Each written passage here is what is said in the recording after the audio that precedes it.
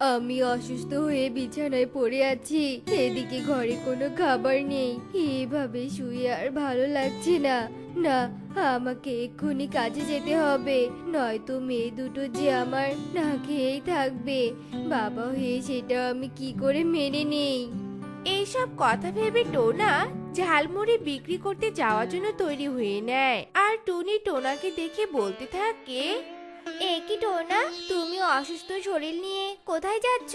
তুমি তো এখনো পুরোপুরি সুস্থ হওনি। আজকে তুমি আর কাজে যেও না। না টুনি, আমি এখন একদম ঠিক আছি। আর এইভাবে ঘরে আর কতদিন বসে থাকবো? ঘরে যে একটা খাবারের দানা নেই, আর আমি থাকতে আমার পরিবার কষ্ট পাবে, তা আমি কিছুতেই হতে দিব না। এরপর টোনা টুনির কোনো কথা না শুনে ঝালমুড়ি বিক্রি করতে বেরিয়ে পড়ে। আর টোনা অসুস্থ থাকার কারণে ভালোভাবে রাস্তা দিয়ে হাঁটতেও পারছিল না। তখন একটা বড় ট্রাক এসে টোনাকে ধাক্কা দিয়ে চলে যায়, আর টোনার সাথে সাথে সেখানেই মারা যায়। টোনা, এ কি হয়ে গেল? তুমি আমাদের ছেড়ে কেন চলে গেলে? আমি তোমাকে কতবার করে বারণ করলাম ঘরের বাইরে না যেতে, তুমি আমার কোনো কথা শুনলে না। তুমি যদি আমার কথা শুনতে, তাহলে আজ তোমাকে পৃথিবী ছেড়ে চলে যেতে হতো না। টোনা, বাবা তুমি দয়া করে আমাদের কাছে ফিরে আসো। আমি তোমাকে ছেড়ে কি করে থাকবো বাবা, কি করে থাকবো? টোনা মারা যাওয়ায় টোনার পরিবার অনেক বিপদে পড়ে যায়। তারা যতই বিপদ থেকে বেরিয়ে আসতে চায়, বিপদ যেন তাদেরকে তত আঁকড়ে ধরে। টুনি উপায় না পেয়ে অন্যের বাড়িতে কাজ শুরু করে, কিন্তু টুনি পরিশ্রমের চেয়ে পারিশ্রমিক খুবই কম পেত, যার ফলে টুনি ভালোভাবে সংসার চালাতে পারতো না। মা, ও মা, আমার আর বোনের অনেক খিদে পেয়েছে, তুমি আমাদের কিছু খেতে দাও না মা, কিছু খেতে দাও। মারে, ঘরে যে কোনো খাবার নেই, এখন আমি তোদেরকে কি খেতে দেই? কাজ করে যেটুকু টাকা পাই তা দিয়ে তো ঘর ভাড়াটাই ঠিক করে দিতে পারি না। এখন যে আমি কি করি কিছুই বুঝতে পারছি না রে মা, কিছুই বুঝতে পারছি না। মা, আমরা তোমার কষ্টটা বুঝতে পারি, কিন্তু আমরা এখন কি করব বলো? আমরা যে এখনো অনেক ছোট, তাই আমরা খিদে সহ্য করতে পারি না। তবে তুমি কেঁদো না মা, আমরা আর তোমার কাছ থেকে খাবার চাইবো না। এরপর টুনি কাজে চলে যায়, আর এভাবে বিকেল হয়ে আসে। আর টুকি ও টুনটুন খাবার খুঁজতে বনে চলে যায়, কিন্তু তারা কোথাও কোনো খাবার খুঁজে পায় না। তাই তারা বাড়িতে ফিরে আসে। টুনিও কাজ শেষ করে বাড়িতে ফিরে আসে, আর টুনি টুকি ও টুনটুনকে কিছু খাবার খেতে দেয়। মা টুকি, এই খাবারটুকু তোরা খেয়ে নে। মা, তুমি আমাদের জন্য খাবার নিয়ে এসেছো? ইয়ে, কি মজা কি মজা, আমরা মজা করে খাবার খাবো। কিন্তু মা, তুমি এই খাবার কোথায় পেয়েছো? মারে, আমি যে এই খাবারগুলো ডাস্টবিন থেকে নিয়ে এসেছি, কিন্তু সেই কথা আমি তোদের কি করে বলি বলতো? আমি যে এক হতভাগী মা, ঠিক করে তোদের দুমুঠো খাবারও খেতে দিতে পারি না। তোরা আমাকে ক্ষমা করে দিস রে মা, ক্ষমা করে দিস। কি হলো মা, তুমি চুপ করে আছো কেন? মারে, এই খাবারগুলো আমি কোথায় পেয়েছি তা জেনে তুই কি করবি? চুপচাপ খাবারটা খেয়ে নে তোরা। এভাবেই সেই দিন কেটে যায়। আর পরের দিন সকালে টুনি কাকুলির বাড়িতে কাজ করতে যায়। তখন কাকুলি টুনিকে বলতে থাকে, টনি, তোর সাহস কি করে হলো আমার বাড়ির খাবার চুরি করে নিয়ে যাওয়ার? দিদি, আমি তো কোনো খাবার চুরি করিনি। তুমি ডাস্টবিনে খাবার ফেলে দিয়েছিলে, আমি ডাস্টবিন থেকে খাবারগুলো নিয়ে গিয়েছিলাম। তা ডাস্টবিনটা কি তোর বাপের টাকা দিয়ে কিনেছিলাম? ওটা তো আমার বাড়ির ডাস্টবিন। না জানি তুই আরো কত কি চুরি করে নিয়ে যাস। আমি সিসি ক্যামেরা না দেখলে তো জানতেই পারতাম না। তোর মতো চোরকে আমি আমার বাড়িতে রাখবো না। এইসব তুমি কি বলছো কাকুলি দিদি? আমি যা বলছি একদম ঠিকই বলছি। কাল থেকে তোকে কাজে আসতে হবে না, এখন তুই আসতে পারিস। কাকুলির মুখে এমন কথা শুনে টুনি অনেক কষ্ট পায় আর মন খারাপ করে বাড়িতে চলে যায়। আর এভাবেই 2 দিন কেটে যায়। আর একদিন বাড়ির মালিক বাড়ি ভাড়া নিতে আসে। টুনি, এই টুনি, বাড়িতে আছিস? গত মাসের বাড়ি ভাড়া তো বাকি রেখেছিস, আবার এই মাস শেষ হতে চলেছে, তাই আমি 2 মাসের বাড়ি ভাড়া নিতে এসেছি। আসলে ইগল দাদা, আমার হাতে এই সময় টাকা নেই, তাই আপনি যদি আমাকে আরো কয়েকটা দিন সময় দিতেন তাহলে অনেক ভালো হতো। কি, তোকে এতদিন সময় দেওয়ার পরেও তুই আরো সময় চাইছিস? না, তোকে আর কোনো সময় দিতে পারবো না। তুই যদি বাড়ি ভাড়া দিতে না পারিস তবে আজই বাড়ি ছেড়ে দিয়ে চলে যা, নয়তো আমি তোদের ঘাড় ধাক্কা দিয়ে বের করে দিতে বাধ্য হব। না ইগল দাদা, আমাদের ঘাড় ধাক্কা দিয়ে বের করে দিতে হবে না, আমরা এমনিতেই চলে যাচ্ছি। এরপর টুনি তার 2 মেয়েকে নিয়ে সেখান থেকে চলে যায়। আর টুনি তার মেয়েদেরকে নিয়ে কোথায় যাবে তা নিয়ে অনেক চিন্তা করতে থাকে। অতিরিক্ত চিন্তার ফলে টুনি রাস্তায় স্টপ করে আর সেখানেই মারা যায়। আর তা দেখে টুকি ও টুনটুন ভীষণ ভেঙে পড়ে। কি মা, তোমার কি হলো? কথা বলো মা, কথা বলো। তুমিও বাবার মতো আমাদেরকে ছেড়ে চলে গেলে। কথা বলো মা, কথা বলো। এখন আমরা কার কাছে যাবো মা? কাকে মা বলে থাকবো? কে আমাদের আদর করে বুকে টেনে নেবে? তুমি ফিরে এসো মা, তুমি ফিরে এসো। এভাবেই সেই দিন কেটে যায়। আর টুকি ও টুনটুন তাদের মাকে হারিয়ে অনেক দুঃখে দিন কাটাতে থাকে। তারা ঠিক মতো খেতেও পারে না। টুকি ও টুনটুন বনের পাখিদের কাছে গিয়ে কাজ খুঁজতে থাকে, কিন্তু কেউ তাদের কোনো কাজ দেয় না।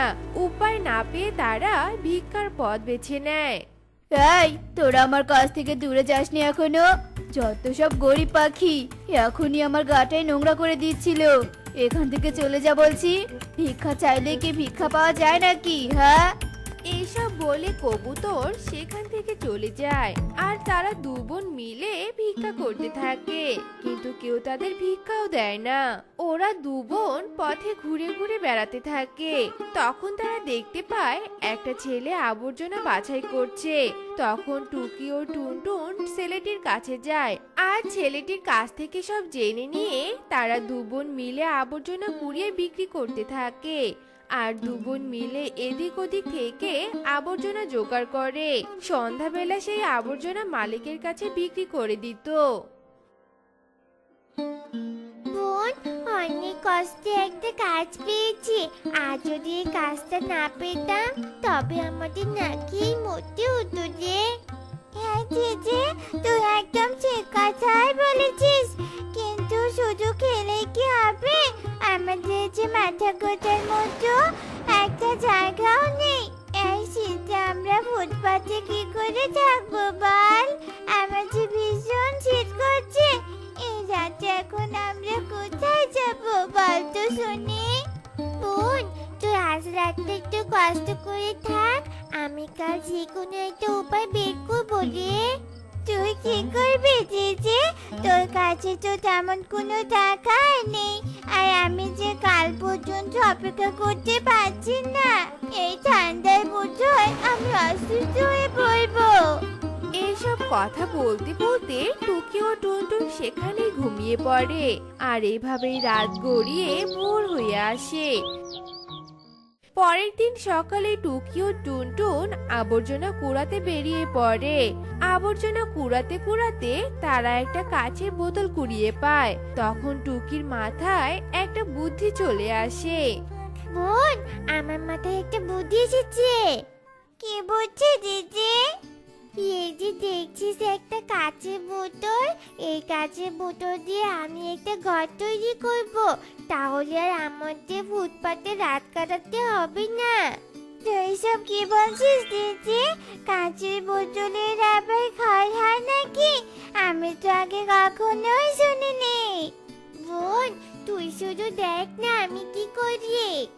এরপর টুকি সেখান থেকে কাচের বোতলটা নিয়ে যায় আর কাচের বোতল দিয়ে একটা সুন্দর ঘর বানায়। ও মা, জেজে, এই ঘরটা তো অনেক সুন্দর আছে। আমি তো ভাবতেই পারিনি কাচের বোতলের এত সুন্দর একটা ঘর হবে। যাক, ভালো হয়েছে।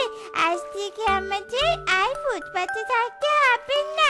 আমরা জীবন মিলে এখন থেকেই এই কাচের ঘরেই থাকবো। হ্যাঁ বোন, তুই একদম ঠিক বলেছিস। আমাদের আর ঠান্ডায় কষ্ট পেতে হবে না। সৃষ্টিকর্তা আমাদের উপর মুখ তুলে চেয়েছে, তাই তো আমি এত সুন্দর করে এই কাচের বোতলে ঘরটা তৈরি করতে পেরেছি। এরপর থেকে টুকি ও টুনটুন কাচের বোতলের ঘরে সুখেই দিন কাটাতে থাকে। আমাকে যে আমার কার্যসিদ্ধি করতেই হবে, নয়তো যে আমার মনের বাসনা একদম পূরণ হবে না। আমাকে যে এক্ষুনি জঙ্গলে যেতে হবে আর কচি কচি পাখিদের ধরে আনতে হবে। এরপর বুড়ি জঙ্গলে যায় আর অসুস্থতার ভান করে রাস্তায় বসে কান্না করতে থাকে। এমন সময় টুনি নামের এক পাখি তার মেয়ে টুকিকে নিয়ে সেই পথ দিয়ে যাচ্ছিল।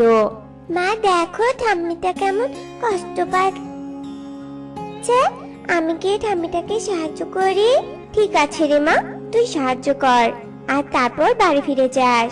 আমার এখন অনেক কাজ পড়ে আছে, তাই এখন আমি আমার কাজে যাই।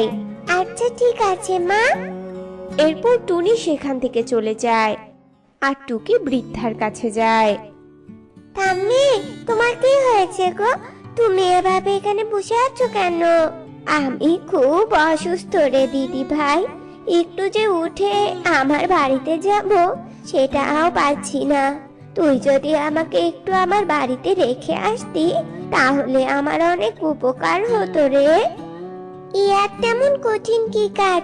চলো, আমি তোমাকে নিয়ে যাচ্ছি। তোর মতো যদি আমার একটা নাতনি থাকতো তাহলে হয়তো আমার অন্ধের আলো হতো। হ্যাঁ, তুমি ঠিক বলেছ। ঠাম্মি ঠাম্মি, জঙ্গল ছেড়ে তো অনেক দূর চলে এলাম, কিন্তু এখনো তো তোমার বাড়ি দেখতে পেলাম না। এমন নির্জন একটা জায়গায় এখানে তুমি কোথায় থাকো গো?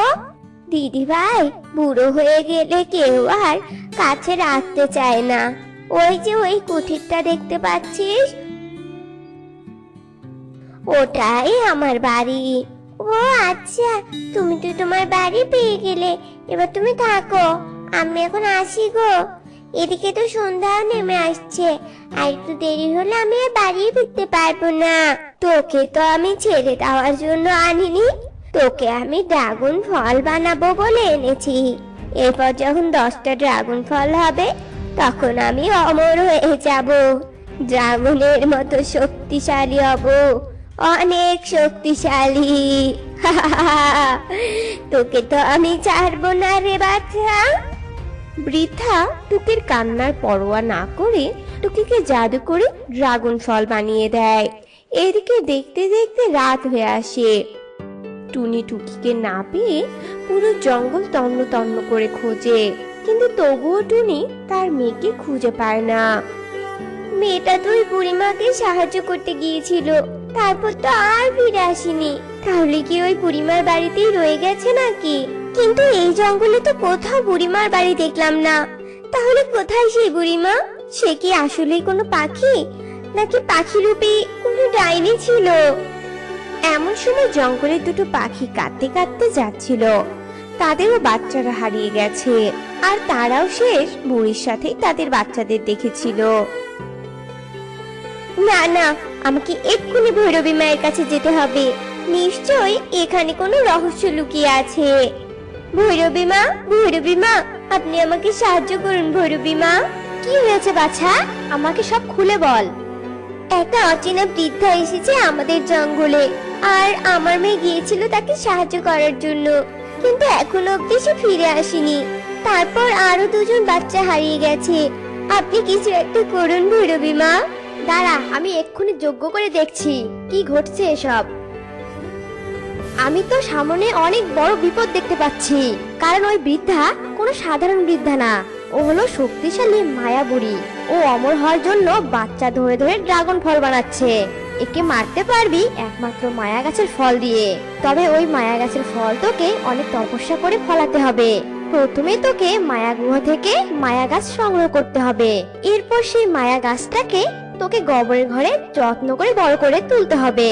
আর সেই গাছ যখন পরিপক্ক হবে তখন তাতে একটা ফল ধরবে। আর সেই ফল যদি পূর্ণিমার রাতের চাঁদের আলোয় কাটতে পারিস তাহলেই ওই মায়াবুড়ির বিনাশ হবে।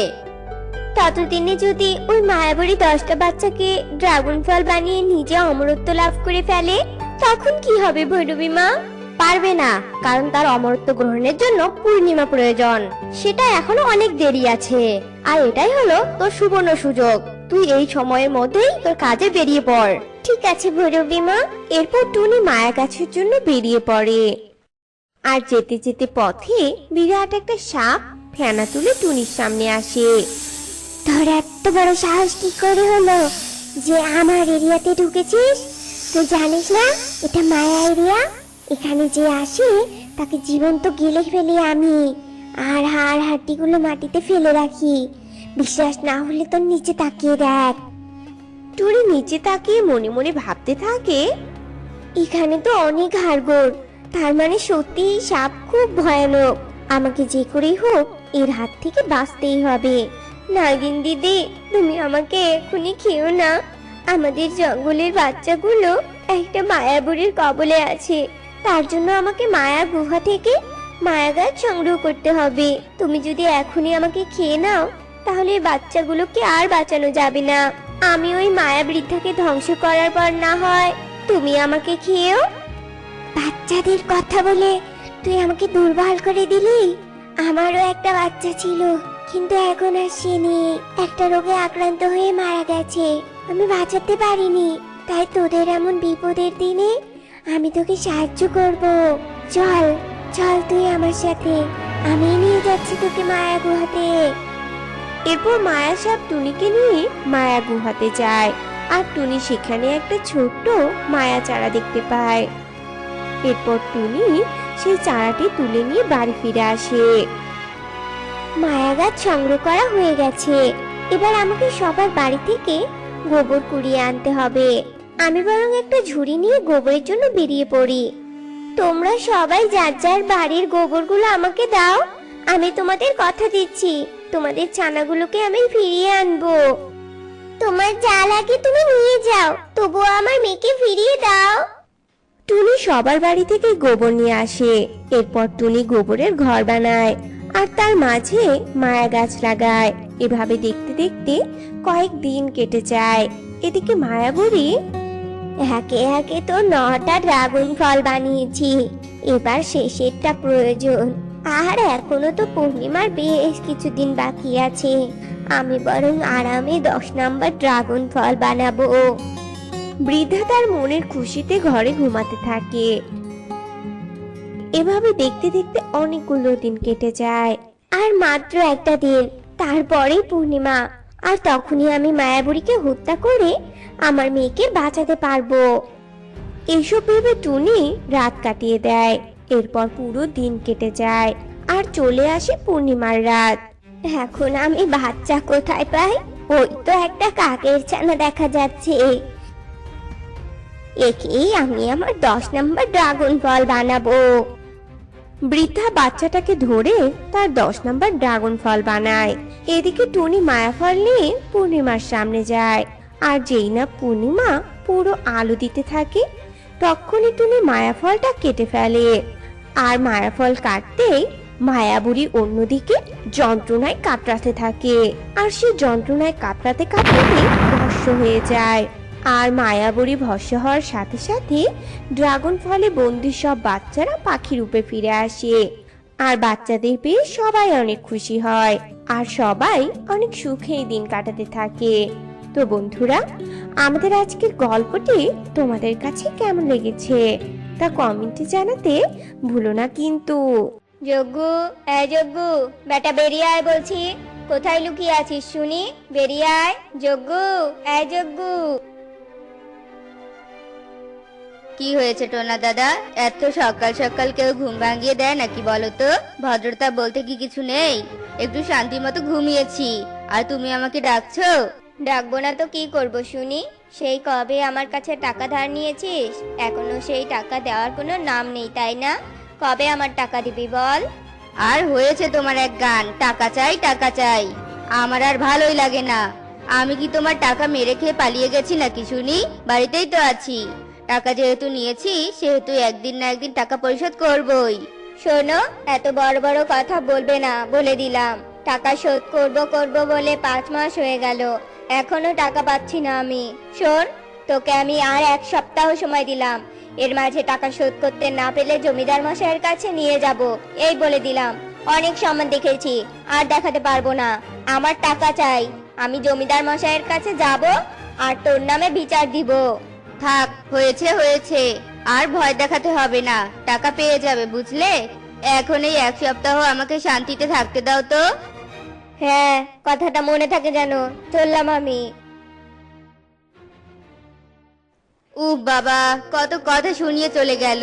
এই পাওনাদাররা যেন পাগল হয়ে গেছে। প্রতিদিন একটার পর একটা পাওনাদার টাকা চাইতে হাজির হচ্ছে বাড়িতে, আর আমাকে হুমকি দিচ্ছে। কিন্তু আমার নামও তো যজ্ঞ। আমি যদি তোমাদের শিল দিয়ে তোমাদের দাঁত না ভেঙেছি, তাহলে আমার নামও যজ্ঞ নয়। এরপর যজ্ঞ কাক হাসতে হাসতে সেখান থেকে চলে যায়। এভাবেই দিন কাটতে থাকে। একদিন সকালবেলা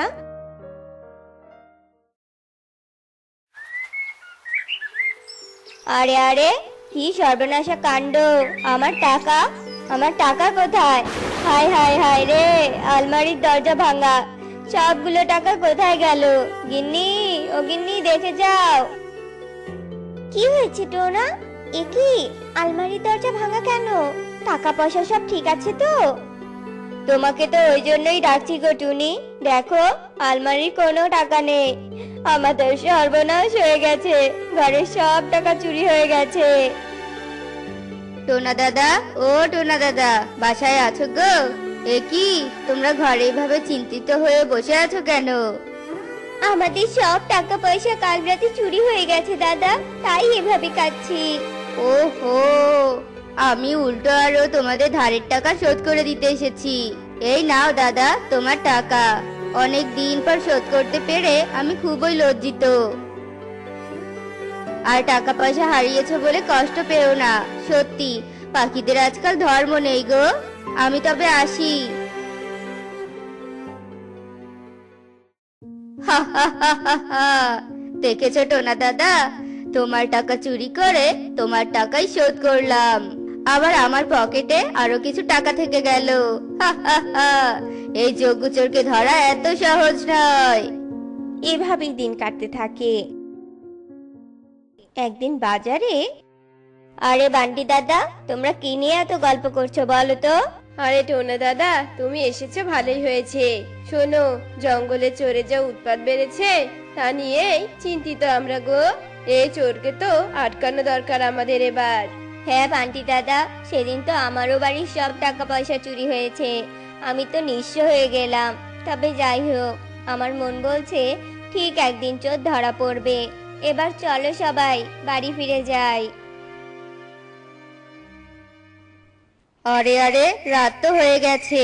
আমি বরং আজ বান্টি দাদার বাড়িতে চুরি করব। বান্টি দাদার বাড়িতে অনেক টাকা পয়সা আছে, আমি জানি। হাঁটতে হাঁটতে তো চলেই এলাম, চারদিকে যে অন্ধকার।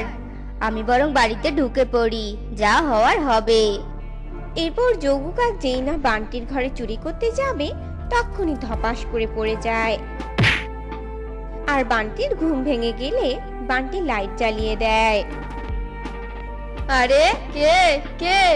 আরে যোগু, ওরে শয়তান, তুই তাহলে চোর? তবে রে দাঁড়া, তোকে আজ আমি ধরে যদি না শিক্ষা দিয়েছি। এ চোর চোর, কে কোথায় আছো? বেরিয়ে এসো, আমি চোর ধরেছি, চোর। ওরে যজ্ঞু, পালা যজ্ঞু পালা, নয়তো ধরা পড়লে যে আর রক্ষে নেই। এই দাদা, দাদা বলছি, যোগু দাদা। ও মা গো মা, হাঁপিয়ে গেছি। ভাসতে চাইলে এই নদীতে ঝাঁপ দে যজ্ঞু, ঝাঁপ দে। এরপর যজ্ঞ চোর নদীর জলে ঝাঁপ দেয়। এদিকে একটি বড় মাছ যজ্ঞকে গিলে ফেলে। পরের দিন সকালবেলা আরে বাহ, আমার জালে তো একটা বিশাল মাছ উঠেছে দেখছি। যাই, তাড়াতাড়ি করে মাছটা বাড়িতে নিয়ে যাই। আজ আর এটা বাজারে বিক্রি করব না। মেয়েটা আমার কতদিন হলো মাছ খায় না, আজ বরং এটা মজা করে রান্না করব। আরে আরে, এ আমি কি দেখছি? মাছটা কাটতে না কাটতে মাছের পেট থেকে পাখি? এ কি করে সম্ভব? আমি ভুল দেখছি না তো? এই পাখি, তুমি মাছের পেটে এলে কি করে গো? আরে আরে, এ পাখিকে তো সত্যি কথাটা বলা যাবে না। কিছু একটা ভাব যজ্ঞ, কিছু একটা ভাব। তোকে যে করেই হোক এ জঙ্গলে ঘাটি কাটতে হবে। কি হলো, তুমি চুপ করে আছো কেন? আসলে আমি পাখির মাতার আশীর্বাদে মাছের পেটে করে তোদের জঙ্গলে এসেছি। আমি একজন তান্ত্রিক বাবা। পাখি মাতা আমাকে মাছের পেটে পাঠিয়েছে তোদের সাহায্য করার জন্য, কারণ তোরা দিন দিন ঈশ্বরের থেকে দূরে সরে এসেছিস। ও তাই বুঝি? ক্ষমা করবেন তান্ত্রিক বাবা, আমি আসলে আপনাকে চিনতে পারিনি। আপনি কোনো চিন্তা করবেন না তান্ত্রিক বাবা, আপনার আসন আমরা তৈরি করে দিব, আর আপনার কথা পুরো জঙ্গলে প্রচার করে দিব। তথাস্তু বৎস, আমি চাই তোদের উপর যে অভিশাপ হয়েছে তা তাড়াতাড়ি কেটে যাক। আমি তোদের সবটা দিয়ে সাহায্য করব।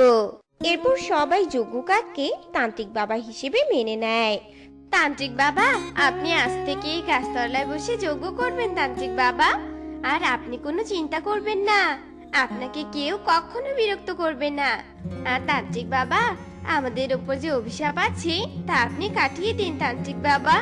আমাদের রক্ষা করুন সেই অভিশাপ থেকে। তোরা কোনো চিন্তা করিস না বাছা, কিন্তু ওই যজ্ঞ করতে যে অনেক টাকা দরকার। তোরা আমাকে টাকা পয়সা গহনা দিয়ে যা, আমি যজ্ঞ করছি। আপনি ওসব নিয়ে চিন্তা করবেন না তান্ত্রিক বাবা। এরপর পাখিরা তাদের টাকা পয়সা গহনা ভণ্ড যজ্ঞকে দেয়, আর এদিকে যজ্ঞ মিথ্যে যজ্ঞ করে। আর এভাবেই পাখিদের সম্পত্তি নিজের নামে করতে থাকে। টুনি টুনি, আমাদের তো অনেকদিন থেকেই সন্তান হচ্ছে না, আর আমি খোঁজ নিয়ে জেনেছি আমাদের পাশের জঙ্গলে একটা ভালো তান্ত্রিক বাবা আছে। চলো আমরা তার কাছেই যাই। সত্যি বলছো টোনা? তাহলে চলো আমরা এক্ষুনি যাই, আর কোনো দেরি করব না। আগে ছিলাম যজ্ঞচোর, আর এখন হলাম তান্ত্রিক বাবা। সত্যি আমার ভাগ্যটা যে এত ভালো। প্রণাম তান্ত্রিক বাবা। প্রণাম। আরে যজ্ঞ, তুই তাহলে এখানকার বিখ্যাত তান্ত্রিক বাবা? বেটা চোর, বজ্জাত, ফাজিল কোথাকার! এই জঙ্গলে এসে নতুন বুদ্ধি বের করছিস আর পাখিদের ঠকাচ্ছিস? আরে আরে, কে আপনি? আমাকে এসব কি বলছেন? চুপ, একদম নাটক করবি না। আরে আরে, কে আপনারা? আর তান্ত্রিক বাবাকে এসব কি বলছেন? উনি কোনো তান্ত্রিক নয়, ও একটা চোর। তাহলে শুনুন সবটা, আমি সবটা আপনাদের খুলে বলছি। কি এত বড় বেইমানি আমাদের সাথে? এই সবাই মারো এই ভণ্ড তান্ত্রিককে, মারো। এরপর সবাই যজ্ঞকে অনেক মারে। তো বন্ধুরা, আমাদের আজকের গল্পটি তোমাদের কাছে কেমন লেগেছে তা কমেন্টে জানাতে ভুলো না কিন্তু।